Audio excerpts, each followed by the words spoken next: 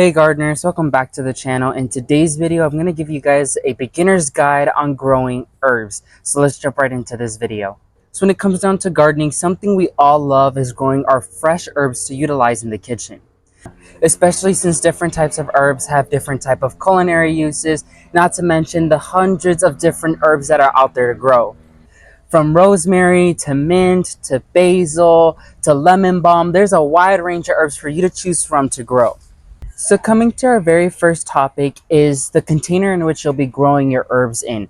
As a gardener, I highly recommend you to grow your herbs in containers, especially if you're growing in limited space. The best thing you could do is grow them in containers, especially since lots of herbs tend to grow very wild.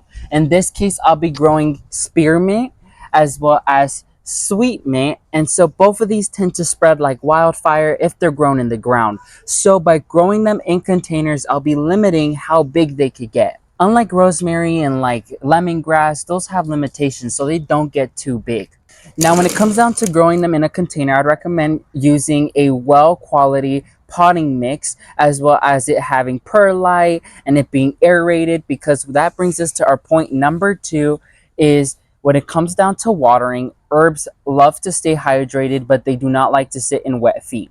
So something when it comes down to caring for herbs is that lots of the herbs in general love to be hydrated and not to be dry, but they don't like to be too wet and not too dry. So you have to hit the soil just right in order for them to stay happy and thrive in your garden. So making sure that your soil is well draining, but that can retain a little bit of moisture is ideal for herb success.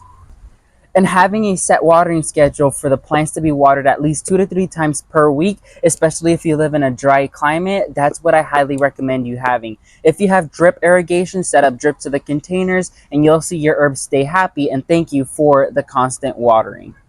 So coming to number 3 is their feed. So especially since I'm going to be planting these new plants in containers, I would recommend either using earthworm castings or the Espoma Organic Biotone Starter Fertilizer. I already made a video yesterday on 3 fertilizers you should use in your garden. Make sure you check it out as I showcase both of these fertilizers in that video. So in my case, I will be using both. I will be using a little sprinkle of both into each container, as they both are very good fertilizers. And so let me go ahead and add the fertilizer into both containers. So you'll just grab a little handful and sprinkle it into the top surface of the soil. Same goes with the Espoma Organic. Just a handful. And then you'll mix it into the soil. Like explained in my previous video, you want to make sure you well water these plants after planting them, because that's how you'll activate the fertilizer. So it's quite simple. Make sure you have your plant label in the container. So quite simple, just plant your herb in the center of the container, not planting it too deep and not planting it too high. And top dressing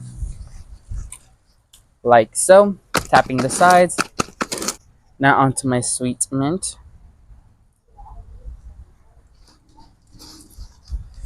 Another good thing you could do is plant them in raised beds. If you have limited growing space, they also love growing in raised beds. So if you have raised beds, you could dedicate a singular raised bed to your herbs and your medicinal plants. So then you'll see your plants thrive. If you want to get some good quality raised beds, check out Epic Gardening raised beds or the Birdie's raised beds. They are high quality galvanized metal raised beds. They will last you a lifetime.